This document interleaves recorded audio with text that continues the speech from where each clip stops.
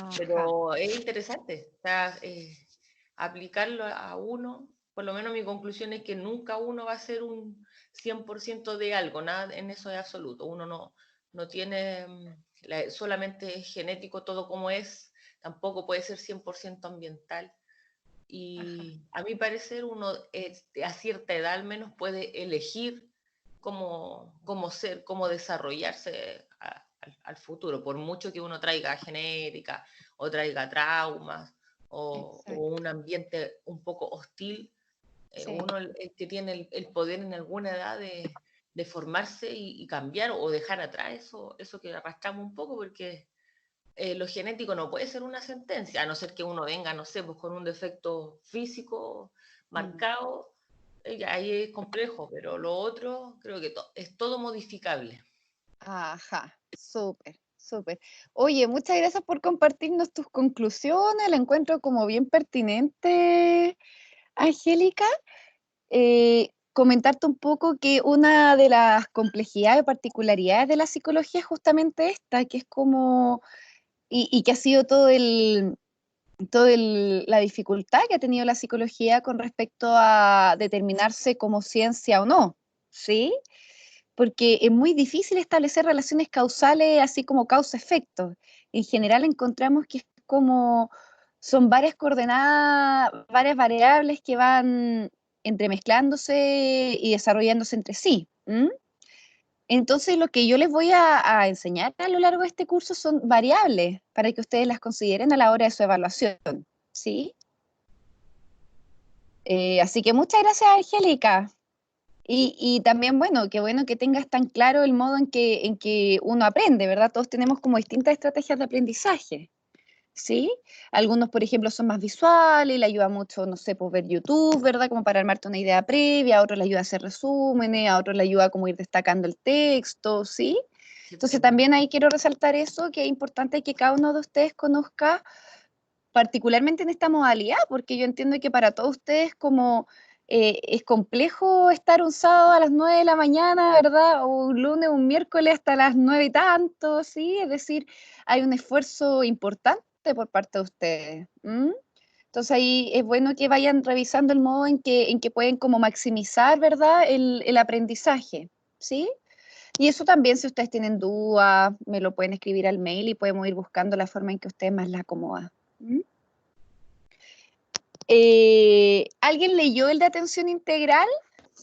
Que igual les pasé hartos textos, yo no me voy a poner así, lo leyeron todo, no, pero si alguien lo Profe, revisó. yo también leí el de desarrollo. ¿Ya? Habla Daniel Daniel, muchas gracias, dígame. Herrera.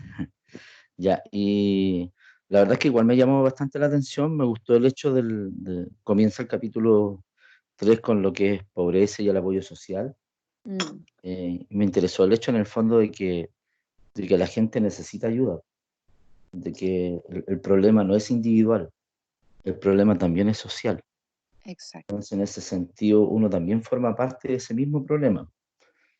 sí, Entonces, el hecho de que uno pueda hacer un aporte igual es sumamente importante. Yo leí ahí en el mismo texto que tanto la familia eran un factor importante, la iglesia y la religión en sí también son núcleos que de alguna forma también ayudan a la rehabilitación o por lo menos a ser parte de la solución de la problemática mm, en sí. Entonces, eso me gustó bastante. El tema de la herencia también lo leí y a su vez también lo que era el ambiente. Bueno, ah, ahí hay varias posturas de por medio, en todo caso, el tema de la genética también es un tema que no es menor porque es ciencia al final. Entonces, meterse en cada uno de esos temas igual requiere un estudio mucho más profundo en sí. Pero hay exacto, posturas que en realidad me gustaron bastante. Entonces, mm, sobre todo el tema de la clonación, también un tema interesante, moral, ético también. Entonces, exacto, son cosas a debatir que realmente son bien importantes, sobre todo en este tiempo. tal Así que me cual. gustó bastante. Ujú. Muchas gracias, Daniel. ¿Ya? Oye, a propósito de lo que ha dicho El, Daniel el y de, Angélica, per- ah, perdón, el sí, de sí. desarrollo también lo alcancé a leer. Ah, ya, O cuéntenos. sea, Sí, leí un poquito de desarrollo, lo leí así como rápidamente, así como a 1000 minutos. sí, Pero bueno, igual me llamó o sea, la verdad es que yo entiendo el tema de salud porque yo trabajé mucho tiempo en salud. Ah, ya. Sí, pues, trabajé entonces. eh, Entiendo en el fondo que hay una parte importante que tiene que ver con que la gente no se sana sola, Mm, necesita una red de apoyo. exacto, tal cual. Exactamente, y la intervención de la salud a veces se queda atrás, pero no se queda atrás porque no quiere intervenir, sino porque es Mm, mucha la demanda, entiendo, mm, dentro de... mm, Bueno, y eso es lo que pude ver, nomás, a grandes rasgos. mm. Muchas Ujú. gracias, Daniel. Qué bueno que pudiste leerlo todo. Sí. Bueno, comentarles que a propósito de lo que dice Daniel, en términos de trastornos mentales, uno, por ejemplo, hace la distinción, que es una distinción un poquito ficticia, ¿sí? Porque en la realidad se entremezclan, pero entre lo que es un trastorno mental severo y un trastorno mental complejo. ¿M? Entonces uno dice trastorno mental severo y o complejo, ¿sí? Entonces lo severo tiene que ver como con la gravedad del cuadro. Por ejemplo, una esquizofrenia puede ser severa, ¿sí? Los trastornos de conducta alimentaria, tipo anorexia, pueden ser severas, pero la complejidad está más ligada al lado de lo psicosocial. Entonces no es lo mismo cuando tenemos un usuario, una usuaria, que por ejemplo tiene esquizofrenia, ¿verdad? Ya, ok, pero que no sé, po, que la mamá le pega, ¿sí? O que vive solo, sola, o que vive de allegado en una pieza donde no tiene para bañarse. Ahí se van sumando factores de complejidad. ¿Mm? Y que es muy importante, y te agradezco harto tu comentario, Daniel, porque algo que se le critica mucho a la psicología es que puede tender a ser un poquito como descontextualizada de lo social, ¿sí? Así como, ay, son solo, tiene un rasgo, no sé, eh, narcisista maligno, ¿sí? Claro. Y la verdad es Mm, que si uno amplía, es una variable, ¿sí? Pero importante considerar, por ejemplo, lo que dice el Daniel, para mí es fundamental, ¿sí? Que es la red de apoyo. Yo creo que una de las primeras preguntas que tenemos que realizar en una entrevista es evaluar la amplitud de la red de apoyo y la calidad de la red de apoyo, entendiendo red de apoyo no solo a la familia, ¿verdad? A la familia nuclear ni extensa, sino también a los amigos, también como decía Daniel, si que uno participa en una iglesia, en alguna otra instancia comunitaria, ¿m? Mi CEFAM, mi consultorio o el hospital donde yo me atiendo también puede ser mi red de apoyo, ¿sí? Entonces ahí se nos va ampliando un poquito la noción de red de apoyo y nos va ayudando al minuto de intervenir, o sea, de orientar las intervenciones, po, porque los psicólogos podemos hacer harto en algún punto, pero si no está acompañado, por ejemplo, no sé, insisto, en el caso de alguien que vive en una casa y no tiene baño, ¿sí? Yo no veo muy posible en mi postura, en mi posición ética, qué efecto podría tener mi intervención psicoterapéutica si es que hay un contexto psicosocial muy adverso. ¿Sí? mm, Entonces es importante, bueno, por eso los equipos, el Daniel sabrá que trabaja o que trabajó harto tiempo en salud, los equipos multidisciplinarios, ¿verdad? sí, sí. Sí. Ujú. Así que muchas gracias, Daniel. Profe, Dígame, le hago una consulta. pero por Mire, supuesto, para eso estamos. yo, yo trabajé en una comunidad donde se recibió a un residente que eh, tenía problemas esquizofrénicos, ¿Ya? ya un 70% de su cerebro ya, ¿cómo lo puedo decir? Eh, Déficit atencional, 70%. ¿Ya? ¿Ya? Bueno, primero que todo, él no era perfil para la comunidad, sino que era para un psiquiátrico. ¿Ya? ¿Ya? Ok. Ya, y mis colegas lo recibieron igual. Ujú. Y la psicóloga, claro, nos decía que ella poco podía hacer en ese caso, Claro, sí. con una persona que tiene el 70% de su cerebro dañado, Ajá, porque por más que no le hablara, él no iba a entender. sí. Entonces, claro, yo también me preguntaba si, claro, la psicóloga, si es que yo pensé que igual se podía hacer algo y, en fin, claro, me metió a entender que no podía, ¿no? Ella no podía hacer nada en ese caso, incluso ni siquiera lo intervino, hubo una intervención de parte de ella hacia él. Ajá. Mira, Javier. ahí yo haría un par de distinciones. Primero, efectivamente, la esquizofrenia, ¿verdad? Que eso, de hecho, lo van a revisar conmigo el próximo año, que hay, bueno, distintos diagnósticos psiquiátricos y hay uno que se llama, o sea, o que uno nombra como patología dual. No sé si lo han escuchado. Mm, sí, Que la patología dual implica dos trastornos psiquiátricos y no es que uno cause el otro, los dos se presentan como de forma paralela, ¿sí? Y si bien no, uno no causa el otro, sí, uno puede como agravar la sintomatología del otro. ¿A qué me refiero? Entonces, por ejemplo, una persona puede tener esquizofrenia y además un consumo problemático de alcohol y droga. ¿Mm? sí, Entonces, ahí se ese te era el caso. configuraría, ¿cómo? Disculpa. Ese era el caso de este residente. También tenía consumo de droga, aparte Claro. del daño cerebral que tenía. Claro, consumía pasta base, consumía y había estado. Él tenía carnet de, ¿cómo decirlo?, de enfermo, pues. Tenía un carnet donde Tenía salía el, el de discapacidad, ¿o no? La de credencial de discapacidad. discapacidad. Sí. Y ahí es donde salía que tenía un 70% de su cerebro dañado. No lo decía con esas palabras, tenía otra palabra, pero se refería a eso. Exacto. Sí. Bueno, esa es la primera distinción, ¿verdad? Entonces, por ejemplo, encontramos unidades de patología dual. Yo la que conozco al menos la red de salud en la que trabajo es la unidad de patología dual del Peral, ¿sí? Del Hospital Peral y que queda en Puente Alto. ¿Mm? Ya. Em, no es que, a ver, y ahí hay unas distinciones como diagnósticas. Por ejemplo, lo que hablábamos en la primera clase con la Gabriela, ¿verdad? Una cosa es la esquizofrenia, otra cosa es la psicosis por droga, por ejemplo.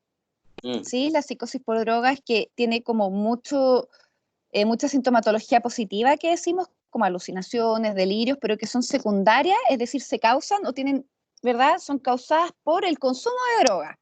Entonces, sí, la persona logra quitar el consumo y los síntomas se van, ¿sí? Ahí tiene diagnósticos diferenciales. Con respecto al daño cognitivo, ¿sí? Efectivamente hay harta evidencia que apunta que tanto en las crisis, porque una persona con esquizofrenia no es como, no todas son iguales, ¿verdad? Yo llevo como hartos años trabajando en la parte psiquiátrica, entonces uno se da cuenta que hay personas con esquizofrenia que salen mucho como o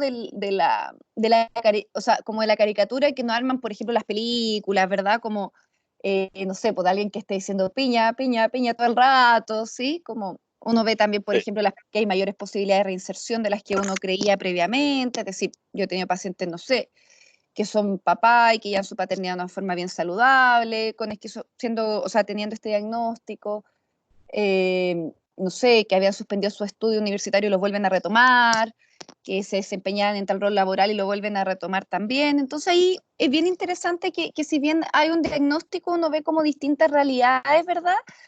Y el diagnóstico en algún punto no va definiendo del todo el funcionamiento de la persona. ¿M? Entonces, por ahí uno dice el diagnóstico no lo es todo. ¿M? Y por Claro. otro lado, a propósito de lo que dice Jaime, sí, pues efectivamente se dice o hay evidencia que cuando están como cuando hay episodios como psicóticos, es muy tóxico a nivel cerebral.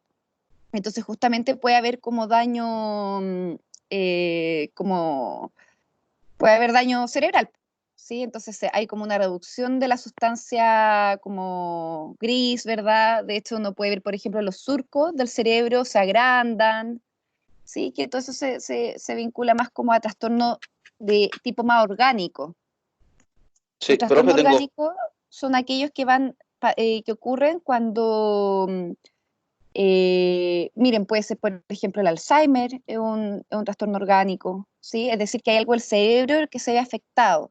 Y también el cerebro se puede ver afectado ya sea por crisis, no sé, vinculada a episodios psicóticos, pero también por el consumo excesivo, ya sea alcohol o droga, ¿sí? Eso yo es, tengo un caso de que un residente que me recibió en la comunidad. Yo ¿ya? llegué y él tomaba un medicamento, no me acuerdo el nombre, Ujú. porque, que le hacía que la sangre le llegara al cerebro. ¿Ya? No me acuerdo, es que no, ya no me acuerdo en este momento. Ya, él, bueno, se lo tiene que tomar de por vida. Ese Ya. medicamento, más otros medicamentos que tienes que tomar. Y él, una persona súper normal, tomando esos medicamentos. Ya él se reeducó, cumplió con su tratamiento y estuvo como 5 meses fuera bien. ¿ya? Y de un día para otro empezó a recaer en conducta que dejó el medicamento, Ya. ¿ya? Y empezó a alucinar. Sí. Empezó a hablar con dioses, se creía el guerrero de la luz y así empezó, ¿ya? Ujú. O sea, él sin ese medicamento no puede mantenerse una persona normal, establecer una conversación como una persona normal, ¿ya? Y al Mm. dejarlo, él, claro, empieza a alucinar. Ahora en este momento está en el Horbit, ¿ya? Porque se tuvo una descompensación, se fue a Coquimbo, dejó los medicamentos y claro, era como una persona, bueno, andaba en la calle Mm. prácticamente. Y ahí en este Mm. momento el papá lo tiene en el Horbit, pero Ya. claro, él sin ese medicamento no se podría mantener bien. Ah, Aparte que empezó su consumo de droga también, sí. ¿ya? Pero Ya pues, ya pues Javier, muchas gracias. Estimadas y estimados, ya son las 9:25. Yo creo que ahorita que partamos con las presentaciones, ¿les parece? Yo aquí, bueno, me mandaron las tres presentaciones, pues. ¿Cuál abro primero? ¿Quién va primero?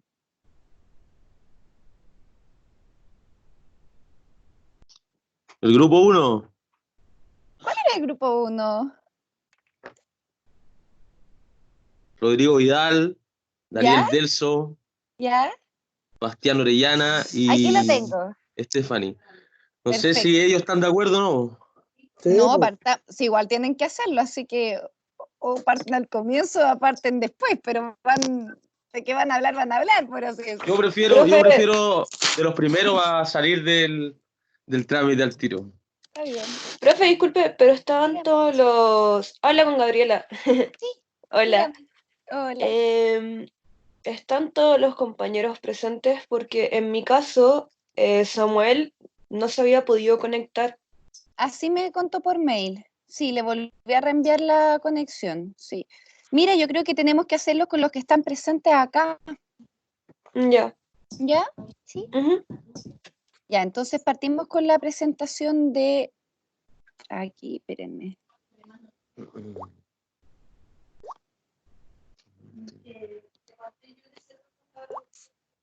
Rodrigo Vidal, ¿verdad? Sí, profe. Ya, me voy a salir yo de la camarita para no... Y ustedes me dicen cuando avanzo, po, ¿ya? Ahí, ¿se ve? Sí, se ve. Ya, ok. Entonces, ¿Stephanie se pudo conectar? ¿La Stephanie?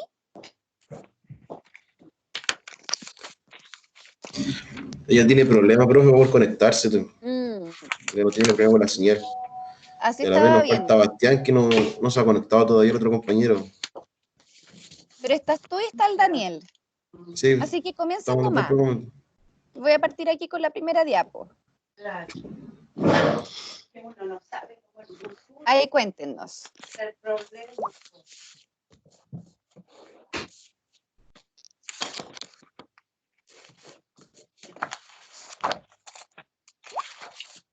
Es que lo que pasa, señorita, es que nos dividimos el trabajo en las etapas.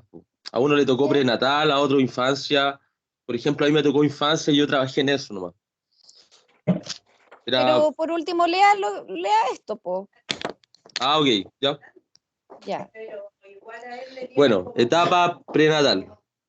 Ajá. A ver, ¿me espera un momento, por favor? Sí, claro. Le voy a pedir al resto que por favor, que los que no van a hablar, que apaguen su micrófono, ¿ya? Muchas gracias. Ahí.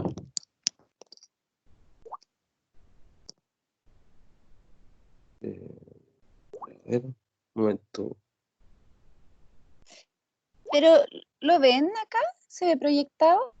No, yo lo tengo acá No, pero me en refiero otro. al resto de los compañeros, ¿se ve? No, no se ve nada, Se ve proyectado el Power. se ve el Daniel nomás. Ah, ya, perdón. Acá. ¿Y No, ahora? solo a Daniel. Ahora sí.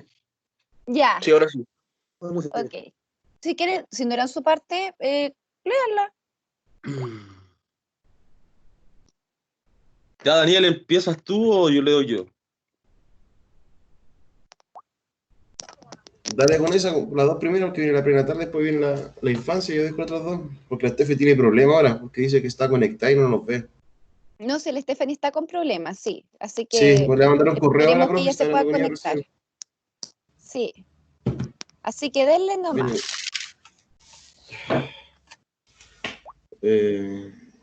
Dale con el periodo prenatal y la infancia y le doy con otros dos, pues. Ya, vale. Espera un momento, por favor, que estoy tratando de descargar lo mismo en una tablet y no puedo. Espera un momento. Ya, bueno. Entonces ahora vamos Ya, yo me voy a tomar entonces un poquito la palabra por mientras. Dice etapa prenatal, proceso de la fecundación hasta el nacimiento del bebé. En la primera etapa del desarrollo humano se divide en 3 fases: la etapa germinal, la etapa embrionaria y la etapa fetal. ¿Sí? ¿Sí? ¿Ustedes quieren decir algo más al respecto? Bueno, aquí tienen dividida la etapa. Claro. La parte, etapa germinal, parte desde cuando el espermatozoide fecunda el óvulo, formando lo que se llama o conocemos como cigoto. Esta Ajá. célula se divide al aumentar su tamaño, se forma en el embrión. Ujú. Y ahí sale un cuadro donde salen distintas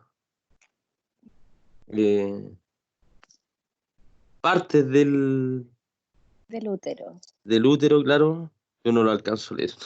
Sí, no se preocupe. Sigamos con la etapa embrionaria. La etapa embrionaria. Segunda etapa de gestión de 2 a 8 semanas, caracterizado por un crecimiento y desarrollo rápido de los principales sistemas y órganos corporales. Etapa embrionaria. Etapa fetal, de las 8 semanas al nacimiento, es la culminación del embrión. Perdón. El feto ya tiene la forma definida de un ser humano. Ajá. Características físicas y biológicas. Comienza a formarse la placenta, el corazón empieza a latir, empiezan a desarrollarse los ojos y vasos sanguíneos, los brazos y piernas comienzan a formarse, aparecen los genitales, aparece la piel y el cabello. Muy bien. Características psicológicas. Las capacidades para aprender, recordar y responder a los estímulos sensoriales están en desarrollo. Habilidades de recordar y aprender, de preferencia recuerda los sonidos. Exacto. Muy bien.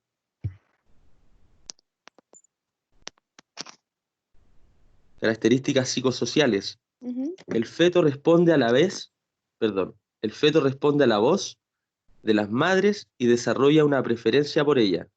Crea una personalidad desde el embarazo.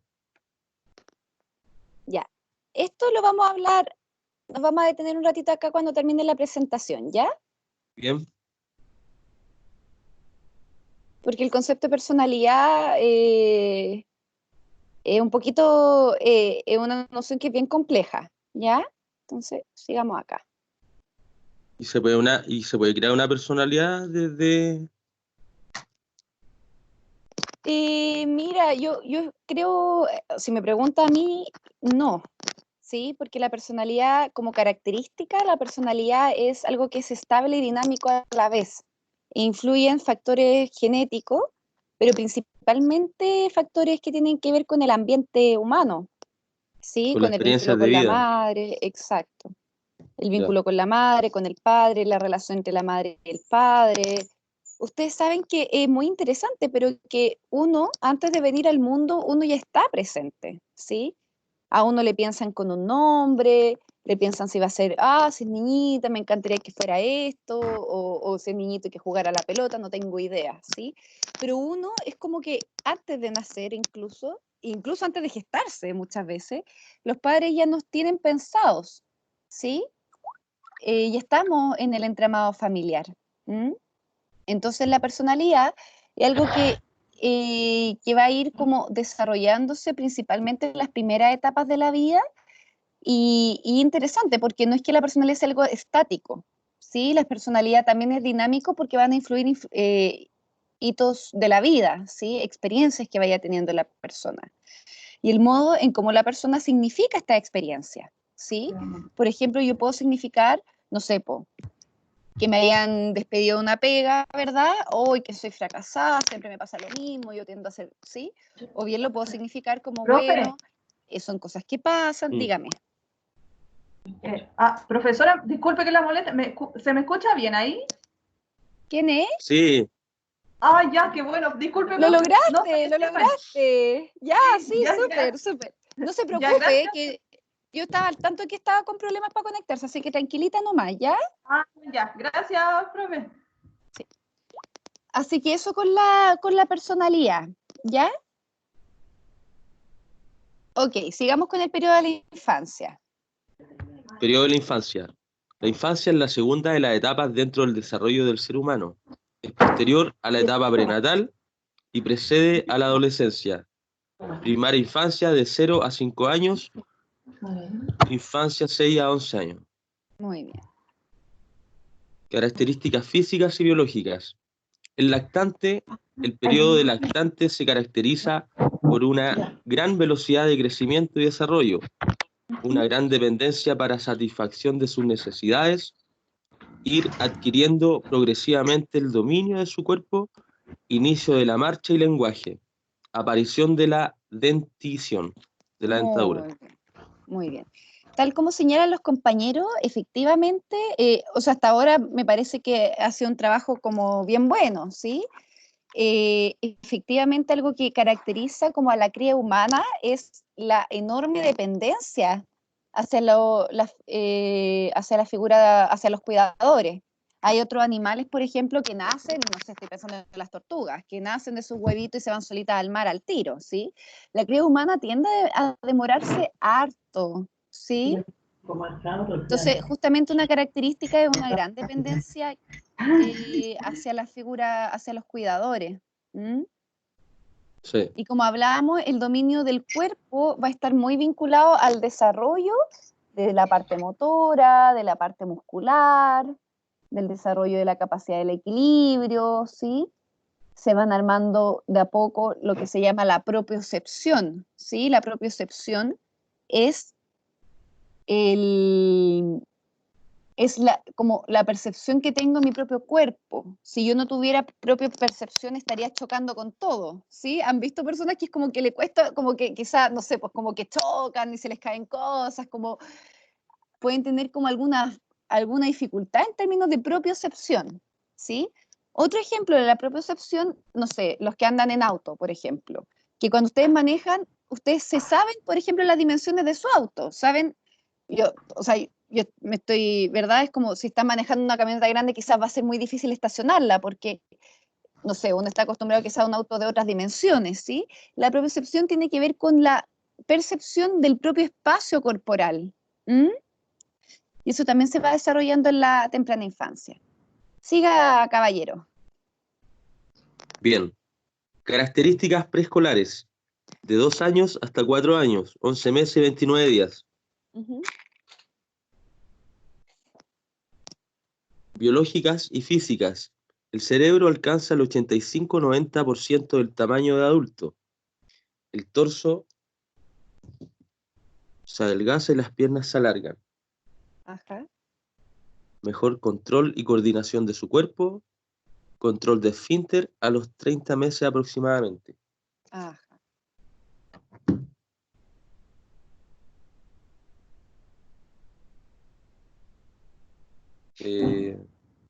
Característica preescolar, 2 años hasta 4 años, 11 meses, 29 días. Ajá. Psicológica y sociales. Se va consolidando el sentido de la autonomía e independencia, comparte juguetes, aunque predomina el egocentrismo, en especial el lenguaje contribuye a la adquisición de una conducta muy importante, expresar sus necesidades y pensamientos, Ajá. imita a los adultos y compañeros, muestra afectos por sus familiares y compañeros. Muy bien, muy bien.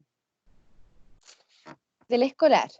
Características del escolar, biológicas y físicas.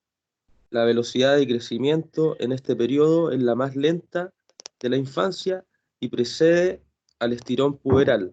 Desde los 7 años comienzan a perder la dentadura temporal y comienzan a aparecer la definitiva.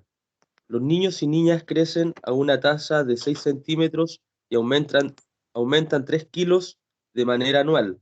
Desde los 8 años es normal la aparición de mamario en las niñas. Desde los 9 años es normal el crecimiento testicular en los niños. Ajá. Y se van desarrollando también progresivamente a esta edad todo lo que se llama los caracteres secundarios, ¿verdad?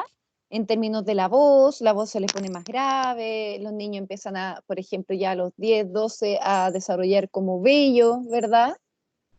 En las niñas, como ustedes señalan, comienza a haber un aumento mamario, ¿sí? Claro. Características del escolar en lo psicológico y lo social. Logra hacer amistades, la imagen que tiene de sí mismo adquiere mucha importancia y trata de ganar amistad de quienes considera importantes.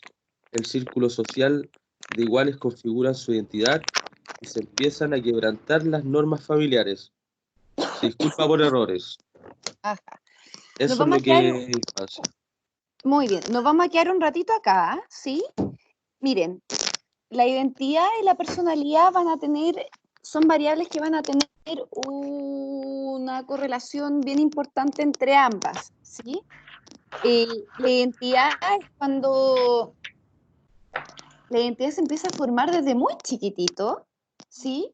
Particularmente, ¿se acuerdan cuando hablábamos del no? Como esto soy yo, esto no soy yo. A mí me gusta esto, no me gusta esto otro. Eso van a ser como las protoimágenes de lo que es la identidad. ¿Mm?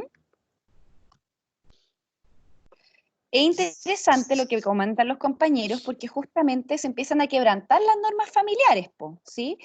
Si ustedes, no sé si han tenido la experiencia, por ejemplo, hacerle clase a niños de primero básico, que son, pero así, súper ordenaditos, tú preguntas y algo, te responden al tiro, es porque su conducta se va a regular mucho a propósito de la autoridad, ¿sí? De los padres, de los profesores, y ya cuando empiezan a ser un poquito más grandes, eh, las normas, las convenciones sociales ya dejan de ser reguladas por los adultos y pasan a ser reguladas por el grupo de pares.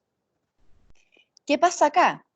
Esto es algo que, si bien es muy propio de esta etapa del ciclo vital, es algo que nunca vamos a perder del todo, ¿sí? Es algo que siempre va a estar presente en nuestras vidas. ¿M? El modo en que queremos como ser reconocidos por nuestro grupo de pares es algo que igual va a ser muy presente incluso en la vida adulta, ¿m? Solo que va a tener otras características, ¿sí? Entonces, por ejemplo, no sé, pero a ver, a lo que voy es que a veces uno dice como que esto es muy característico de esta etapa, pero en verdad uno constantemente está, por ejemplo, preocupándose de los modos en los cuales uno puede incluirse, ¿verdad? Evitar la exclusión, ¿sí? Son cosas que van a atravesar mucho al ser humano desde que son chiquititos hasta la vida adulta. ¿Mm? Eso. Sigamos por acá. Ah, y esto, el disculpa de los errores, también lo vamos a revisar cuando veamos desarrollo moral. Porque una cosa es que yo me disculpe, ¿verdad? Asumiendo que cometí un error, asumiendo mi responsabilidad, ¿verdad? Chuta, la embarré, versus como pedir disculpas, pero cuando en verdad yo como que lo hago más que nada por algo por condescendencia. ¿Sí? Más que porque realmente yo logro acusar recibo. El acusar recibo es que logro como darme cuenta de que efectivamente tuve una responsabilidad en lo que pasó, ¿sí? Y aquí se da un efecto que es bien interesante, estimada y estimado, y que en la práctica clínica con los pacientes uno lo puede ver harto, que uno justamente va trabajando la capacidad de hacerse responsable de los errores. ¿Y a qué me refiero con eso?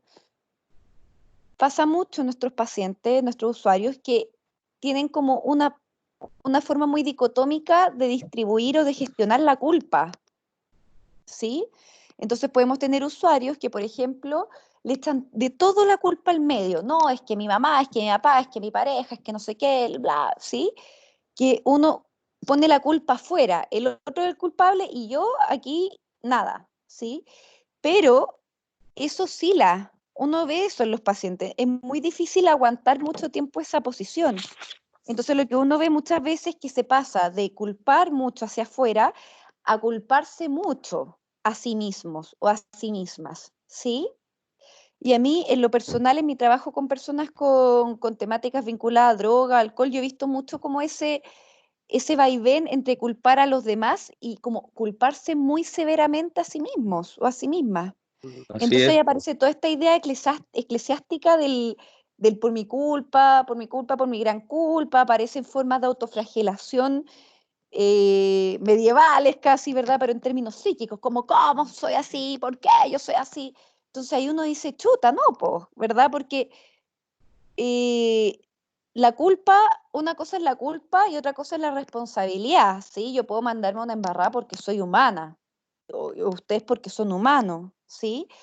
Pero cuando entramos en esta dinámica de como culparnos excesivamente o culpar al otro excesivamente, ahí hay algo que hay que trabajarlo en términos terapéuticos. ¿Mm? Porque uno lleva al otro. Y a mí lo que me ha pasado en mi experiencia es que cuando se culpan mucho, por ejemplo, no sé, vuelve a consumir. Es que yo nunca voy a cambiar, yo siempre soy igual. Y se sostiene por un buen rato esa posición que es tan angustiante, es tan molesta, es tan severa, que al final, chao, y la persona vuelve a consumir. Y ahí uno ve cómo se pone en juego esto, po, ¿sí? En verdad, Profe, culparse mucho a sí mismo no ayuda mucho. ¿Mm? la Profe, recriminación. profe, Sí, sí. habla Daniel. Daniel. Sí, una consulta. Pero ¿qué es lo que se trabaja primero? ¿Lo que es la responsabilidad o la culpa? Porque cuando hablo de Ambas. responsabilidad, hablo de cosas que yo tengo que asumir, porque son parte de mí. Claro. Cuando hablo, bueno, la culpa también, porque es algo que yo estoy sintiendo, porque un tema, entiendo, de emociones, de sentimientos, de cosas que yo tengo preconcebidas, ¿cierto? Exacto. Entonces, la pregunta mía es, ¿qué es lo que se trabaja? Primero se trabaja a la par, ¿la responsabilidad o la culpa? Al menos como yo lo trabajo, Daniel, yo me centro harto en señalar esta dinámica, ¿sí? Como en mostrarle al paciente la dinámica. Mira, hay momentos en los cuales tú culpas de todo, no sé, estoy jugando a tu pareja, a tu Claro. abuela, pero hay otros momentos en los cuales te culpas a ti mismo de una forma muy severa. Entonces, la idea es que las intervenciones vayan orientadas a un cierto equilibrio. Y ese equilibrio va a ayudar a gestionar de mejor forma la culpa, ¿sí? Porque Ya, como tú perfecto. dices, Dani, la culpa es una emoción que es muy humana y de hecho nos hace muy humanos la culpa, ¿sí? Sí, Estoy hablando de un caso donde hay, por ejemplo, en la psicopatía se plantea que no hay culpa, ¿sí? Que la culpa se claro. puede fingir. Pero estoy hablando estoy saliendo de toda esa área como más psicopatológica vinculada a la psicopatía y uno lo que Ujú. ve, como yo intervengo al menos, es primero señalando esa dinámica, viendo qué postura toma la persona al respecto, y ahí uno va entrando justamente a lo que estamos, por eso ustedes tienen este ramo y ciclo vital, justamente por Claro. esto, porque uno va viendo que los pacientes que se culpan mucho, mucho, mucho a sí mismos, en las primeras etapas de la infancia, ¿verdad? Tienden, no sé, por ejemplo, uno ve historias vinculares de, no sé, pues que era el malo del curso, o que era, estoy jugando, no quiero generalizar con esto, no sé, pues cada historia con cada persona, pero uno puede encontrar en la primera infancia, en la relación con los padres, ¿verdad? Cómo se fue estructurando la personalidad de la persona y por ende esa tendencia a heteroculpabilizar o autoculpabilizarse de forma muy fuerte. ¿Sí? Claro. Entonces lo que Ya. uno va Gracias. trabajando un poco es como Sí. un modo más compasivo de llevarse con uno mismo. A veces, y eso ustedes han escuchado muchas frases al respecto, que a veces uno es su propio enemigo. ¿Sí? Claro. A mí me pasa mucho cuando trabajo psicoterapéuticamente que uno ve que el paciente tú lo ves adulto, ¿sí? Pero cuando se critica a sí mismo, es como, y yo lo reflejo, lo reflejo, oye, mira, me llama la atención porque te criticas tan duramente como tu mamá, estoy jugando, te pongo un ejemplo, como tu mamá solía criticarte, como tu padrastro solía criticarte tan severamente. Entonces, en algún punto, uno va interiorizando las figuras de la primera infancia, ¿verdad? Y en algún punto se la apropia y es parte del dinamismo propio de la personalidad de uno, ¿sí? No sé, Daniel, ¿se habría contestado tu pregunta? Sí, no, de todas maneras, no. Súper, gracias. ¿Alguna otra? Profesora, disculpe una consulta acá, Ramón. Ramón. Con respecto a lo que hablaba, aquí necesariamente de repente con los años se van asumiendo patrones inconscientemente. Uno como que va repitiendo los patrones, las conductas de lo mismo que tú dices, de nuestros, en este caso de mi abuelo, de hacer de forma personal. ¿Ya? Y uno siempre reniega eso, y es increíble que de repente tú reniegas tanto y de repente no te das ni cuenta y estás cumpliendo ciertos patrones que cumplían lo mismo tú decías, tus parientes en este caso. Mi pregunta es difícil romper los patrones, pero se puede, ¿cierto o no? Sí, o sea, mira, ¿te puedo decir algo, Ramón? Hoy en día estamos en un momento que es bien especial en términos de que, por ejemplo, hace años atrás pedir ayuda era signo de debilidad, ¿sí? Hoy en día el pedir ayuda es signo de fortaleza. Cuando alguien, por ejemplo, va a la comunidad, cuando alguien, por ejemplo, dice, ¿sabes qué? Quiero comenzar un tratamiento psicoterapéutico.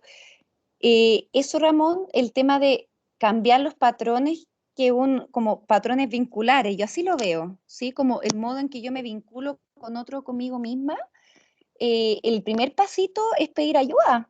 Y nosotros en psicología tenemos una palabra para eso, que se llama como si hay o no hay paciente, porque muchos de nuestros pacientes a veces llegan como por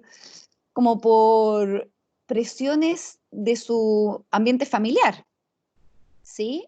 Así como, no, yo vengo para acá porque mi señora me está molestando, que no sé, estoy jugando, que tomo mucho.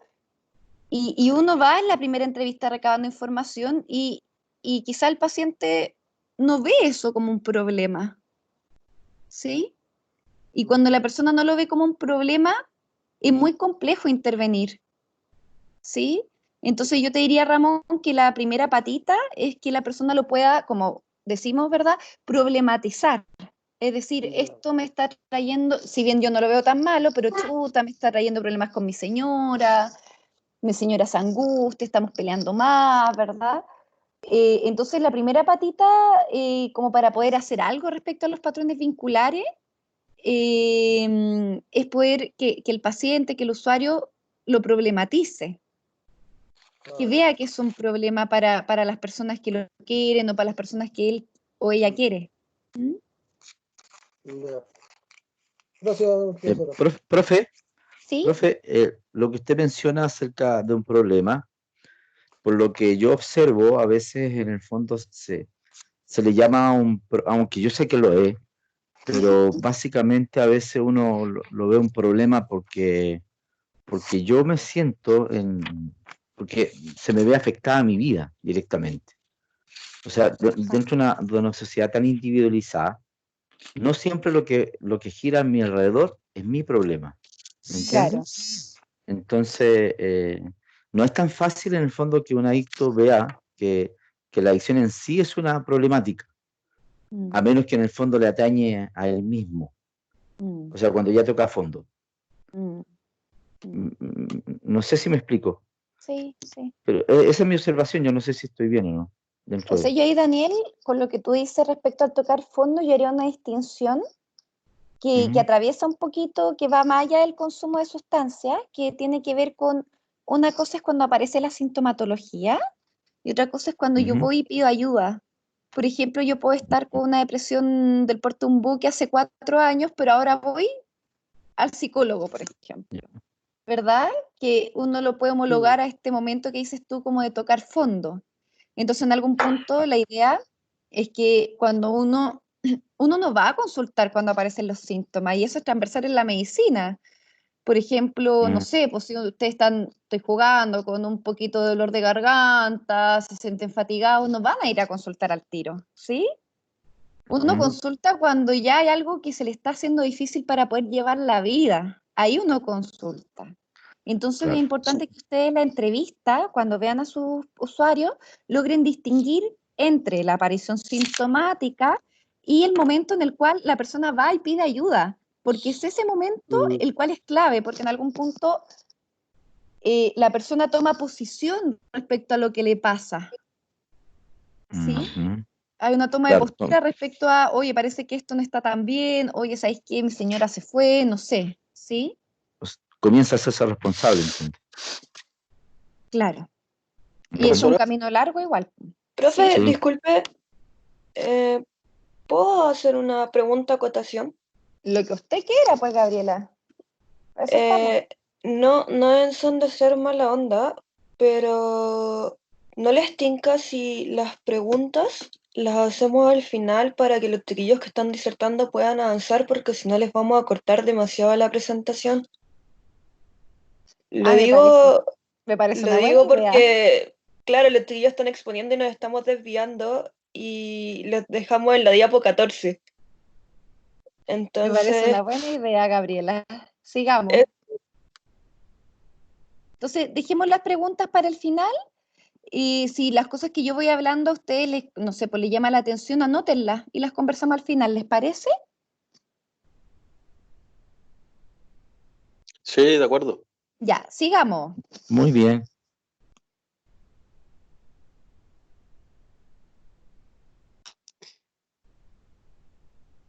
Ya, Daniel o Stephanie, ¿les toca a usted ahora?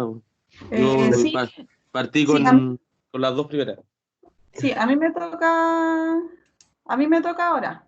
Dele. Ya, bueno, yo voy a hablar sobre, bueno, la etapa de la adolescencia. ¿Ya? La adolescencia se divide en tres etapas: la pubertad, adolescencia media tardía y juventud plena.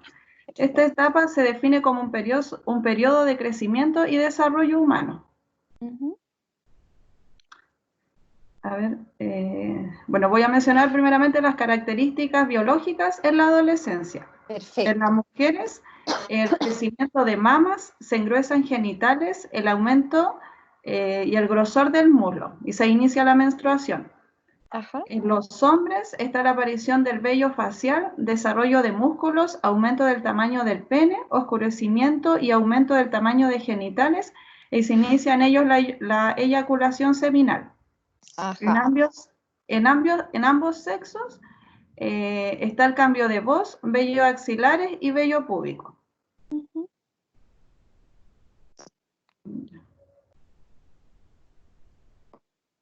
Ahora voy a mencionar las características psicológicas de la adolescencia.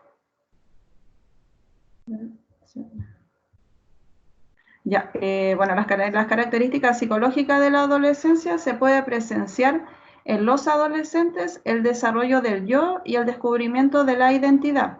Como consecuencia de esto, suelen aparecer en algunos casos la inseguridad, tienden a tener una imagen negativa de sí mismos, no están conformes como son y pueden llegar a sentirse poco valiosos. En esta etapa podemos identificar las siguientes características, como más puntuales. Son la rebeldía, el narcisismo, cambios de humor y la omnipotencia, entre otros algunos. Aquí me voy a detener un ¿Ya? poquito, Stephanie.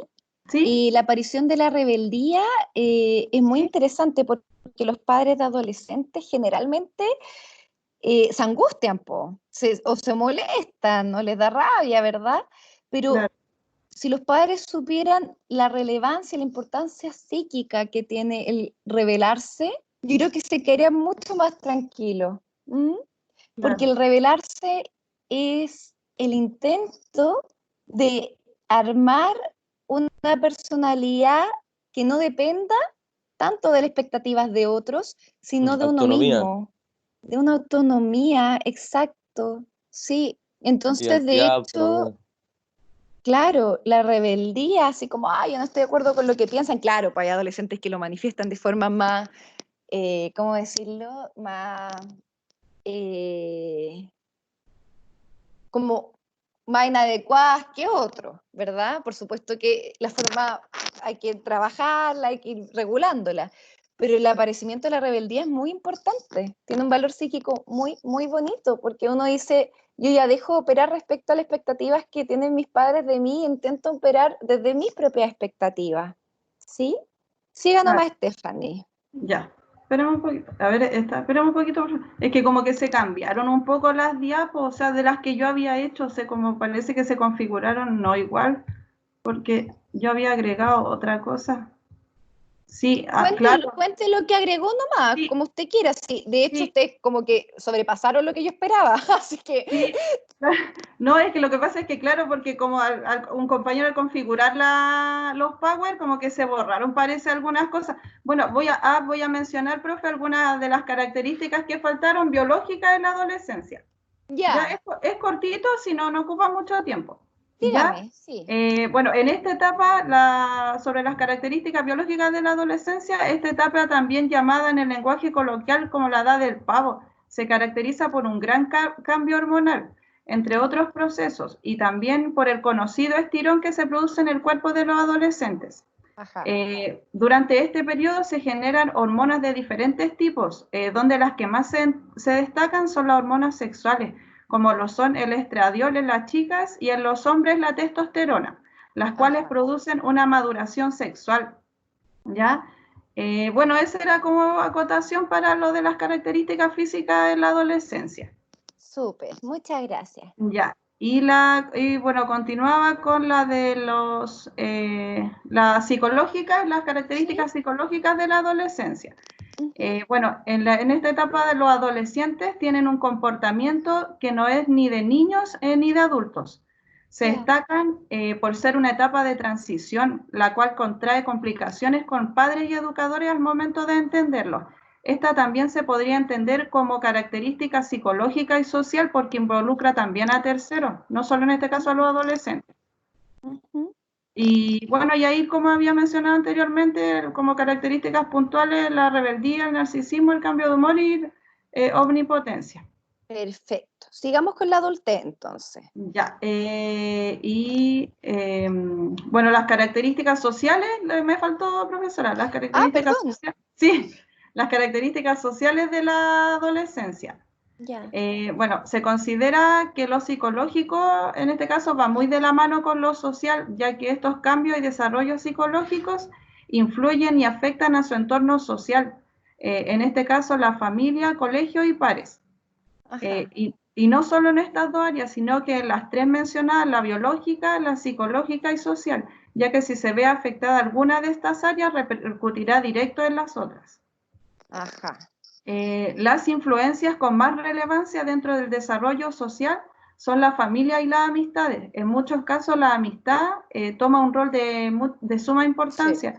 Los amigos son personas ideales para compartir y ayudar a resolver problemas psicológicos. Incluso podemos hablar hasta de eventuales disputas entre padres y amigos. Otra característica, el distanciamiento con los padres debido a la necesidad de independencia y autonomía que se adquiere en esta etapa. El adolescente suele ver a sus padres con un exageramiento autoritario por sobre ellos. Ajá.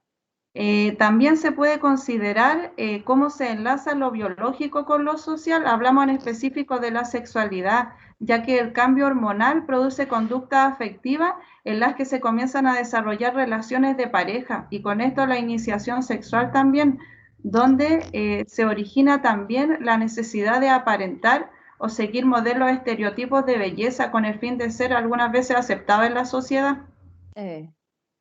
En la adolescencia se desarrolla un pensamiento crítico, tanto a sí mismo como a sus pares y a la sociedad.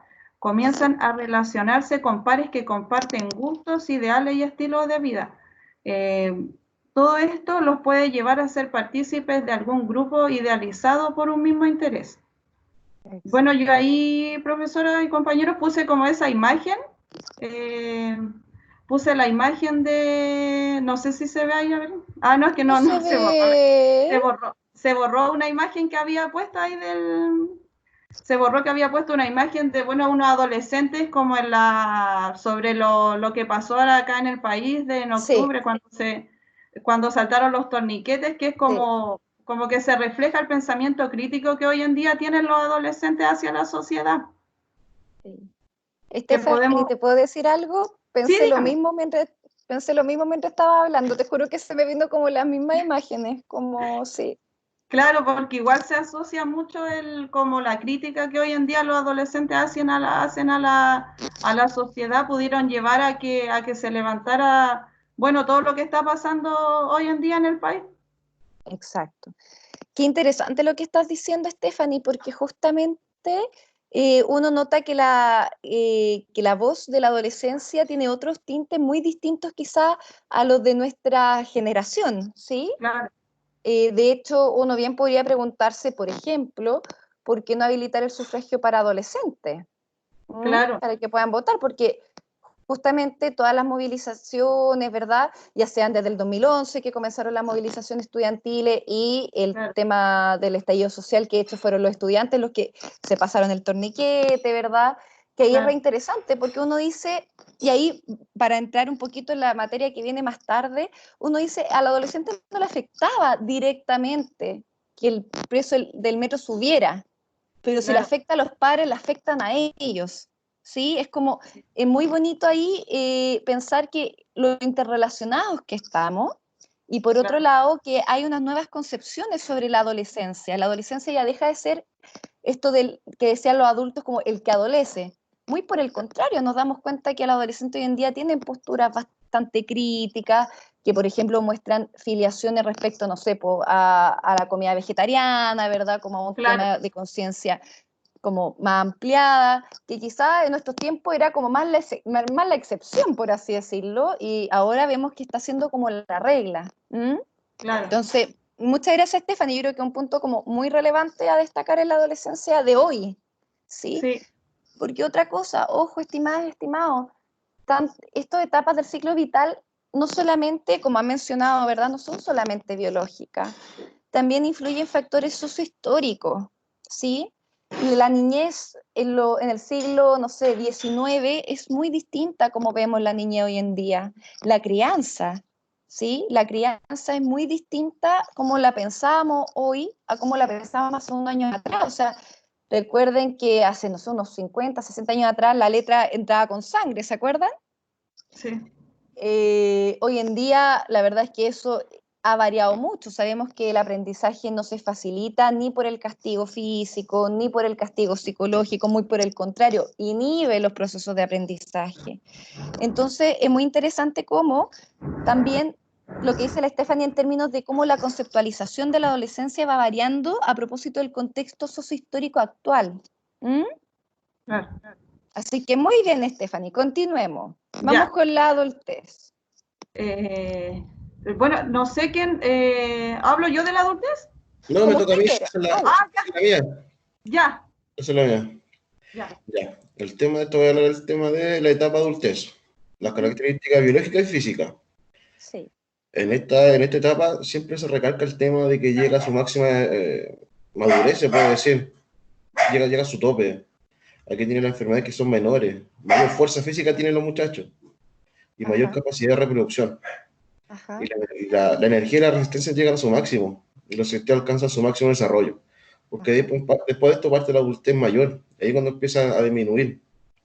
Todo lo que es el tema físico, biológico, y parte de las enfermedades más fuertes en este sentido. O parten también, se devuelven a la niñez. Generalmente los adultos mayores parten de nuevo, tienen un retroceso. Así que eso sería como el tema biológico.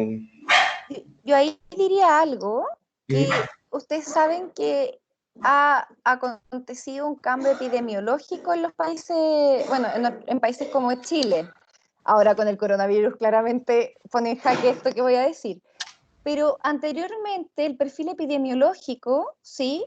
De la población tendían a haber más enfermedades infecciosas y mortales, ¿sí? Y en este tránsito de, por ejemplo, el avance tecnológico, el avance de la ciencia, ¿verdad? Ya no vemos personas que mueren por tuberculosis, ¿sí? Pero sí, ¿a qué voy? Sí hay mucha carga de enfermedad que se llaman las enfermedades crónicas, que no son mortales, pero como son crónicas, afectan la calidad de vida y el funcionamiento de la persona. Y actualmente se está dando como una amplia manifestación de estas enfermedades crónicas justamente en la adultez, ¿sí? Uno pensaría, Sí, por ejemplo, enfermedades 60, 70, pero uno ve personas, uno mismo, ¿verdad? Personas de 30 años que está con hipotiroidismo o hipertiroidismo, hipertensión, diabetes, que nadie se va a morir por ella, ¿sí? O sea, a menos que se descompensen, ¿sí? No estoy diciendo que sí. nadie, si no hay descompensación, no. Entonces, muy interesante la adultez en la actualidad, porque en algún punto le viene acompañado de comorbilidades médicas que son de características más crónicas, ¿sí? Sí, si lo comparamos con tiempo atrás, el tema de la enfermedad ya no es tan fuerte o mayor cantidad para la adultez, más se está dando ya para los adultos mayores. Generalmente la adultez media lo puede vivir al día a día en comparación con la otra etapa. Claro, claro.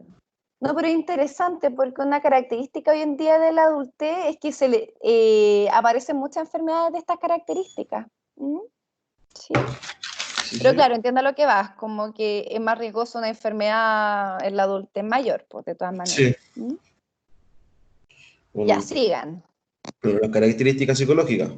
Aquí puedo encontrar, es que no lo veo.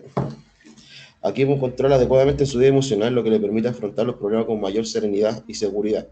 Bueno, como le digo, que está aquí en el tema de la adultez, está como en el pic, está más desarrollado, puede para enfrentar ese tema emocional, los muchachos. Son capaces de asumir algunas responsabilidades mayores, en comparación con la adolescencia. Ya el tema de adulto mayor también, y se salta un poco, porque como que ya pasaron esa etapa ellos.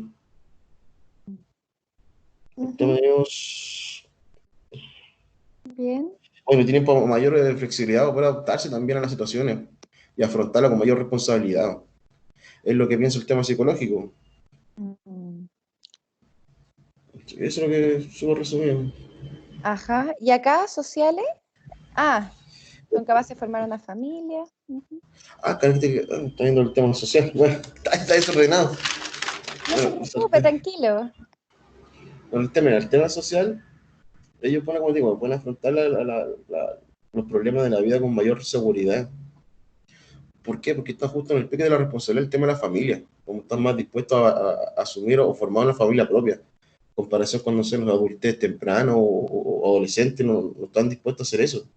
Ahora el tema social, como antiguamente, los muchachos para formar una familia a 20 años, ahora los presentes hacen 30, 35 años, lo están haciendo.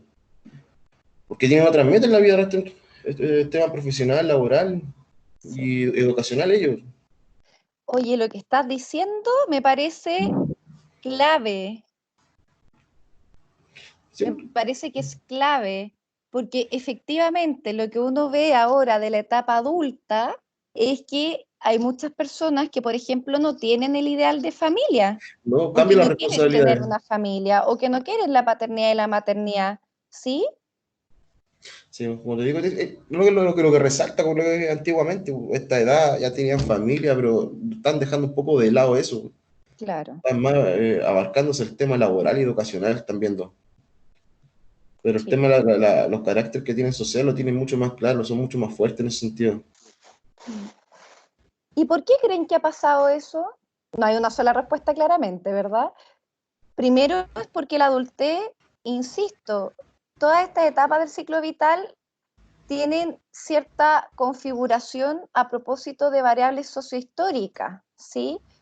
Con todo, por ejemplo, la salida, no sé, pues de la mujer del espacio privado al espacio público que comenzó hace ya muchos años, hace décadas atrás, ¿sí? Pero todo eso ha tenido impacto en términos de lo ideal o las expectativas que tienen las personas en este rango etario. ¿Mm? Eh, por ejemplo, esto de la búsqueda por los estudios, por alcanzar nuevas metas profesionales o laborales, ¿verdad? También se ha vuelto como otro horizonte de sentido en esta sociedad actual neoliberal, ¿verdad? En donde uno aspira a que a través de lo laboral, a través de lo profesional, uno pueda desarrollarse más y sentir mayor satisfacción, ¿sí? Pero Sí. quizá antes eso se traducía en tener una familia, o sea, es decir, los horizontes de sentido van cambiando también. ¿Mm? ¿sí? Y no es que sean ni malos ni buenos, están siendo, ¿sí? Yo no digo que sea como hoy, que mucho mejor que ahora, que uno se enfoca en la vida profesional, no tengo idea, ¿sí? Uno lo verá más adelante de forma retrospectiva, los alcances y los límites de pensarlo de esta manera. ¿Mm? Súper bien, siga nomás. El tema ahora, psicológico, si no me equivoco.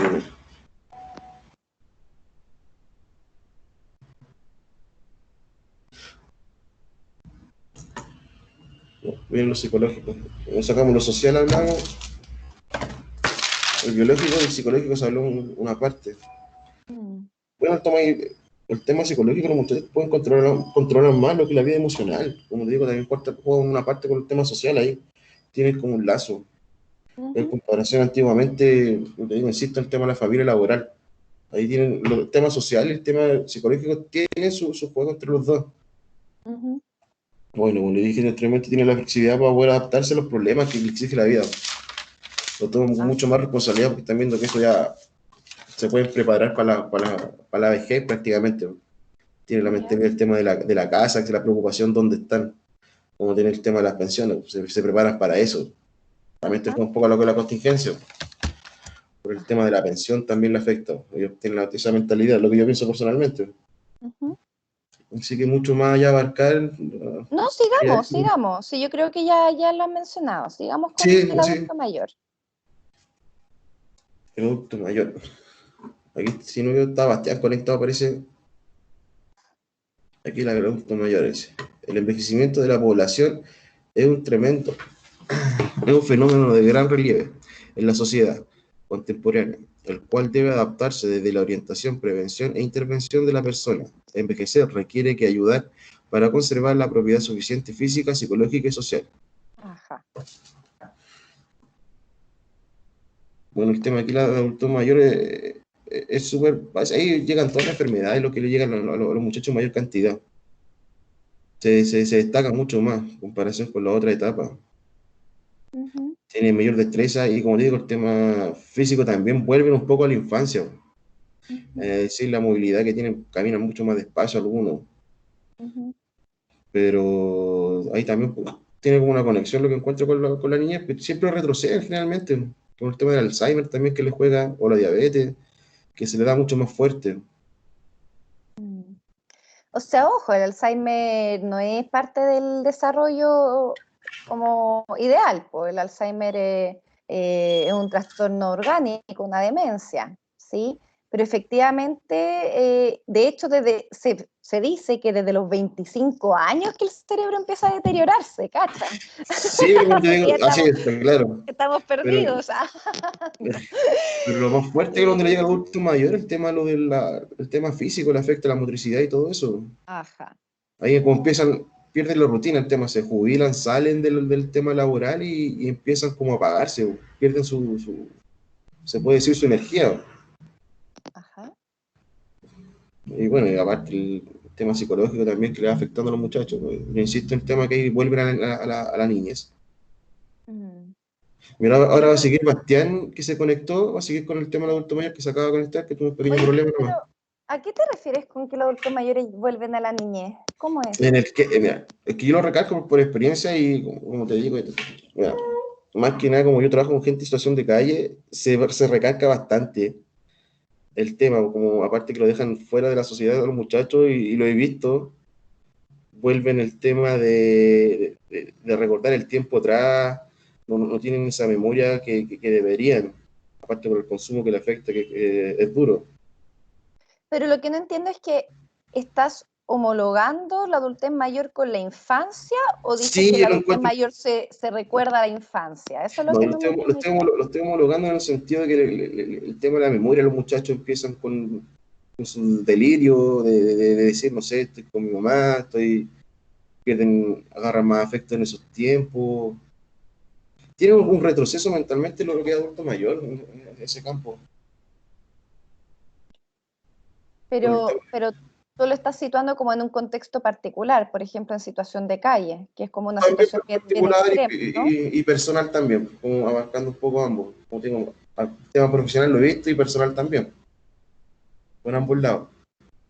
Sí, es que yo creo que es importante que vayamos un poquito deconstruyendo las categorías con las cuales, porque a veces, o sea, primero habría que ver en qué se parece a la infancia, aún no me queda claro de lo que tú planteas. ¿Mm?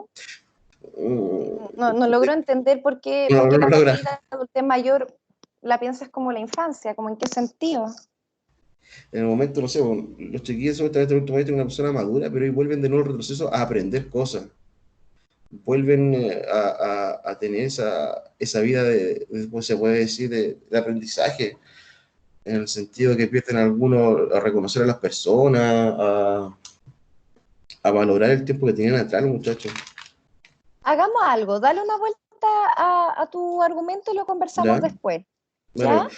va a seguir Porque Bastián al con el... menos, vale. ¿Ya? Porque al menos como me llega a mí es como que fuese una suerte de idealización, como que hubiese una suerte de idealización de la adultez no mayor, sino de la adultez media, como la máxima capacidad, ¿verdad? El máximo desarrollo. Y la verdad es que nosotros encontramos que en cada etapa hay varias posibilidades y hay varias limitaciones. ¿Mm? Pero dale una vuelta y lo conversamos después, Vale. ¿vale? Vale, Para que problema. estructuren mejor la respuesta. Ya, Vale. Bastián. Ya, oye, hola, profe, ¿cómo está? Viene usted. Bien, muchas gracias. Bueno, yo voy a seguir con la parte social del adulto mayor. Perfecto.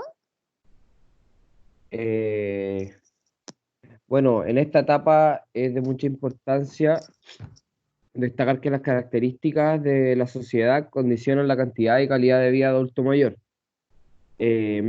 Mencionando que el factor económico muchas veces da el destino y la calidad de vida que lleva cada adulto mayor.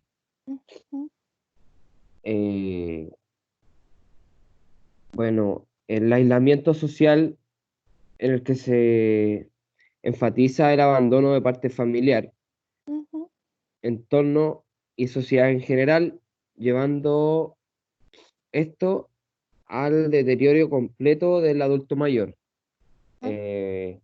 Bueno, obviamente eso afecta mucho en lo emocional, en lo social, en los adultos mayores, porque la mayor parte, ellos siempre tienen un temor muy grande hacia la soledad. Y el tema del abandono familiar o social para ellos es un problema que les afecta mucho. Ajá. Ya, bueno, las problemáticas económicas, pese a que el Estado debe garantizar protección económica en base a toda la productividad de la persona, se aprecia que existe un gran porcentaje de adultos mayores que se ven en la obligación de continuar con una vida laboral agitada, a consecuencia de su nivel económico y la precarización de este. Ajá. Como muchos lo saben, últimamente que ha salido con el tema del estallido social, de las pensiones a los adultos mayores, lamentablemente la mayoría tiene que seguir con sus trabajos Exacto. como antes, como en otras etapas de sus ciclos vitales, porque lamentablemente no son muy buenas las pensiones que digamos y la situación económica es algo que los afecta mucho a ellos socialmente. Y bueno, el adulto mayor, al estar en un estado de vulnerabilidad, puede vivenciar abuso físico, psicológico, laboral y económico. En esta parte también entra lo que estábamos hablando, vendría siendo como el abuso laboral, económico también, por el tema de que al ser un poco mayores, la gente también entra como en un aprovechamiento y como ven que están vulnerables al necesitar un poco más de lucas, la gente también se aprovecha de eso. En el área física, no sé, pues, el no respeto en los metros, no sé, no darle el asiento, tan simple como ese ejemplo. Y bueno, en el área psicológica, obviamente, todas las cosas que pasan, pues, que le gritan en la calle o en la misma pega, que los tratan mal, y ahí entra el área psicológica también. Perfecto. Ya pues, muchas gracias por su presentación. Voy a poner la cámara. Miren, escúchenme un poquito acá. Yo creo que la presentación de este grupo estuvo como bien completa, ¿sí? Abarcaron como bien a cabalidad cada área solicitada por Ciclo Vital. Entonces, vamos a ir ahora a un break, pero antes del break les voy a pedir algo. Lo que pasa es que si hacemos las otras dos presentaciones, se nos va a ir toda la clase y les tengo que pasar hoy día la teoría ecológica. Entonces, vamos a ir a un break de 15 minutos, ¿sí? Volveríamos a las 10:40, si no me equivoco. Pueden quedarse en el mismo canal, ya pueden dejarlo abierto, eso sí, con el video y el audio apagadito.